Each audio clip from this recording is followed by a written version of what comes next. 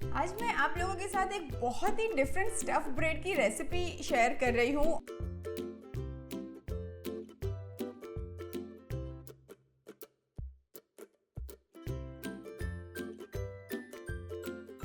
और मज़े की बात यह है कि ये ब्रेड बनाने के लिए हमें ओवन की बिल्कुल ज़रूरत नहीं है। ये ब्रेड पैन पे ही बनती है। इसको हॉट डॉग कहते हैं। बेसिकली हॉट डॉग एक कोरियन स्टफ ब्रेड है जो पैन फ्राई होती है। ब्रेड के बीच में एक बहुत ही इंटरेस्टिंग एंड टेस्टी स्टफिंग बनता है। तो पहले अगर ब्रेड बना रहे हैं तो हमें इसका डो तैयार करना पड़ेगा। तो हॉट डॉग बनाने के लिए सबसे पहले मैं एक बर्तन में थोड़ा सा लूक वार्म पानी ले रही हूँ। ये मैंने 1 कप लूक वार्म पानी लिया हुआ है। अब मैं ये लूक वार्म पानी में ये 1 टेबलस्पून मेरे पास शक्कर है, मैं ये ऐड कर रही हूँ। शक्कर ईस्ट को जगाने में मतलब फर्मेंट करने में बहुत हेल्प करती है। तो ये गई शक्कर और ये 2 टीस्पून मेरे पास इंस्टेंट ईस्ट है। आप इंस्टेंट ईस्ट ले सकते हैं, एक्टिव ईस्ट ले सकते हैं, और अगर आपके पास फ्रेश वाला ईस्ट है तो आप इससे हाफ क्वांटिटी लीजिएगा। तो ये 2 टीस्पून मैंने ईस्ट ऐड कर दिया है और इसी के साथ ही 1 टेबलस्पून मैं इसमें ऐड कर रही हूँ ये ऑयल। नॉर्मल जो घर पे आप ऑयल यूज़ करते हैं वही आप ले लीजिए। अगर आपको ईस्ट नहीं यूज़ करना है फिर भी मैं कहूँगी कि ईस्ट वाला जो रिज़ल्ट है वो बहुत ही बेटर रिज़ल्ट होता है और बहुत ही क्रंची ब्रेड बनती है। पर अगर आपको नहीं यूज़ करना है तो आप बेकिंग सोडा भी यूज़ कर सकते हैं। बेकिंग सोडा आपको 1 टीस्पून ऐड करना है। पर ब्रेड बनाने के बाद ना बेकिंग सोडा की एक पर्टिकुलर महक आती है एंड रिज़ल्ट सेम नहीं आता है। तो अब मैं ये सारी चीज़ों को मिक्स कर लेती हूँ। जैसे ही आपको ईस्ट वाले पानी में छोटे छोटे बबल्स दिखे वैसे ही आप इसके अंदर आटा या मैदा, आपको जो भी पसंद है आप वो ऐड कर सकते हैं। मेरे पास यहाँ पे 2 कप मैदा है, आप हाफ एंड हाफ भी कर सकते हैं। तो ये 2 कप मैदा मैं सीधा इसी पानी में ऐड कर देती हूँ और मैं ऐड करूँगी थोड़ा सा नमक। और अब सारी चीज़ों को हम मिला लेंगे। ये वाला जो ब्रेड का डो है ये बहुत ही ज़्यादा स्टिकी बनेगा और बहुत ही ज़्यादा पतला होगा। जैसे कि नॉर्मल ब्रेड का आटा बनता है वैसे नहीं बनेगा, क्योंकि हमने इसमें 2 कप मैदे में पूरा 1 कप भर के पानी ऐड किया हुआ है। अभी ये देखिए मिक्स करने के बाद आप ये डो की कंसिस्टेंसी देखेंगे तो ये काफ़ी पतला एंड स्टिकी है। बस यही टाइम पे मैं अभी इसको ढक के छोड़ दूंगी आधे घंटे के लिए, कम से कम आधे घंटे के लिए। आप 1 घंटा छोड़ दो तो बहुत अच्छा है। और इसको हम फर्मेंट होने देंगे। ये साइज़ में बिल्कुल डबल हो जाएगा। मैंने ऑलरेडी एक आटा ऐसे बना के रखा है, मैं आपको दिखाती हूँ। ये देखिए ये साइज़ में बहुत ही ज़्यादा फूल जाता है और डबल साइज़ का बन जाता है। अब जब तक ये आटा फर्मेंट होता है तब तक मैं ये ब्रेड की स्टफिंग तैयार कर लेती हूँ, तब तक ये भी फर्मेंट हो जाएगा। स्टफिंग बनाने के लिए सबसे पहले मैंने एक पैन को गरम करने रख दिया है और तब तक मैं आपको एक चीज़ बताती हूँ। ये स्टफिंग में ना नूडल्स जाते हैं। अभी मेरे पास यहाँ पे ये राइस नूडल्स पड़े हुए थे तो मैंने ये 1 कप राइस नूडल्स बॉईल करके रख दिए हैं। आप कोई भी नूडल्स इसमें यूज़ कर सकते हैं। जो नॉर्मल हक्का नूडल्स वाले आते हैं वो नूडल्स भी ले सकते हैं, या आपके पास कोई नूडल्स नहीं है तो मैगी नूडल्स भी यूज़ कर सकते हैं और बिना नूडल्स के भी ये स्टफिंग बना सकते हैं। मैं ये पैन में थोड़ा सा 1 टीस्पून जितना ऑयल ऐड करती हूँ। अब ये ऑयल में मैं थोड़ी सी हरी वाली मिर्ची ऐड कर देती हूँ। अब ये मिर्ची के अंदर ये प्री बॉइल्ड नूडल्स है, मैं वो ऐड कर देती हूँ। अब ये मेरे पास 2 टेबलस्पून सोया सॉस है, मैं वो ऐड कर देती हूँ। और सोया सॉस का सॉल्टीनेस को बैलेंस करने के लिए थोड़ी सी शक्कर मैं ऐड करूँगी। ये टोटली ऑप्शनल है। थोड़ा सा सॉल्ट अब ये नूडल्स तो पक चुके हैं और अब मैं इसके अंदर सब्जियां ऐड करूंगी। अभी आप बोलेंगे कि सब्जियां तो पहले ऐड होती है, पर ये वाली स्टफिंग जब हम ब्रेड में स्टफ करके पैन फ्राई करेंगे तो वो वापस से कुक होने वाली है।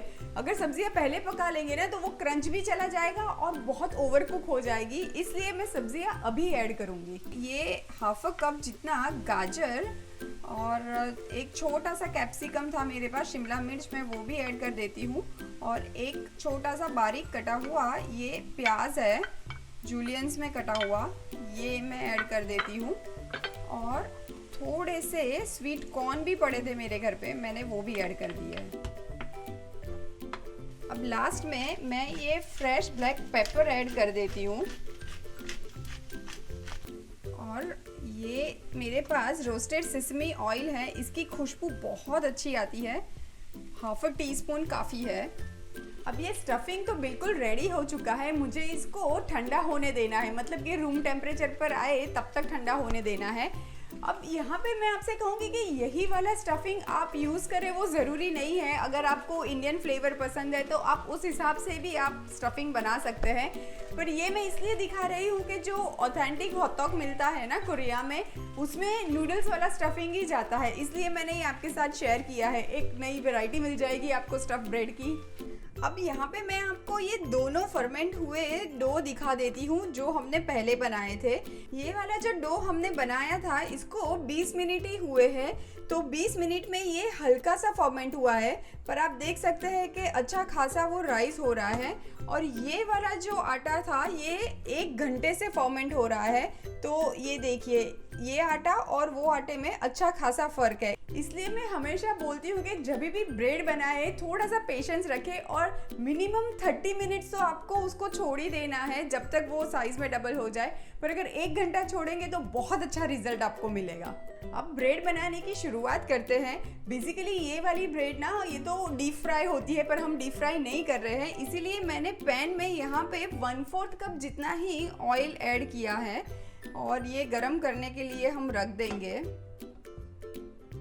अब मैं हाथों पे थोड़ा सा तेल लगा देती हूँ क्योंकि ये आटा बहुत स्टिकी होता है, और ये आटे का एक छोटा सा पोर्शन ले लूँगी। ये आटा काफ़ी स्टिकी होगा काम करने में। और अब ये जो नूडल्स वाला स्टफिंग हमने बनाया था वो मैं यहाँ पे सेंटर में ले लेती हूँ।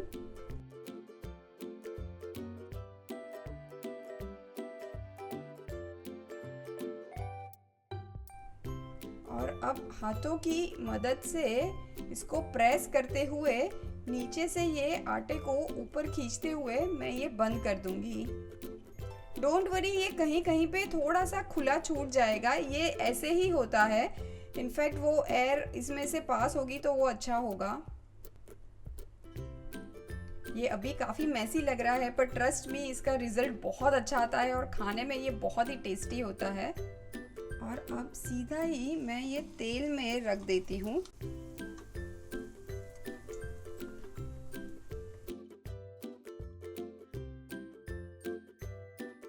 और सीधा अब ये इसको भी हम ऑयल में रख देंगे।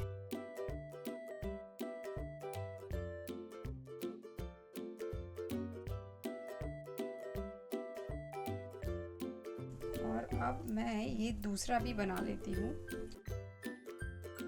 ये ब्रेड को आपको पैन फ्राई करने का काम स्लो टू मीडियम फ्लेम पे करना है। फास्ट फ्लेम पे अगर आप करेंगे तो ब्रेड अंदर से वो कच्ची रह जाएगी, इसलिए इसको आराम से पकने दें। एक तरफ पकने के लिए 7 to 8 मिनट्स लगेंगे और वो गुलाबी कलर आने तक उसको पकने दीजिए। ये दूसरी वाली को भी पलटा देते हैं और इसको भी प्रेस करके पकाएंगे। ये वाली ब्रेड तो रेडी है, इसको मैं निकाल देती हूँ।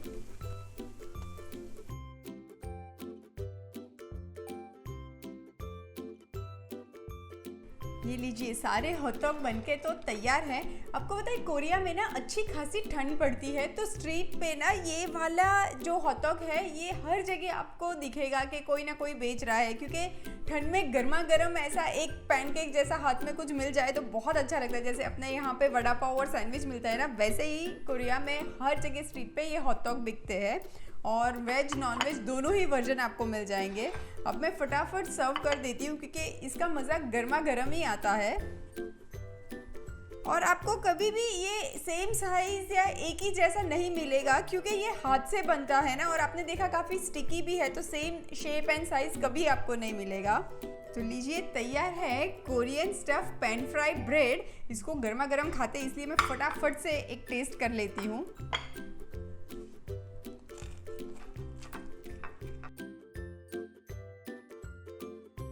ये देखिए अंदर कितना अच्छा स्टफिंग भी दिख रहा है, बहुत गर्म है।